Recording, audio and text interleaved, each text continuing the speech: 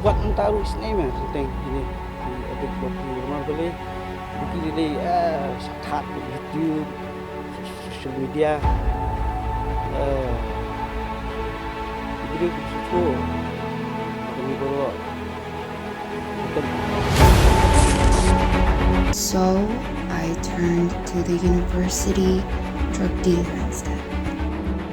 Started with marijuana, the high that held me in forgetting my problems.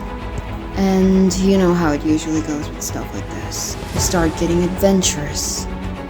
So, cocaine was next.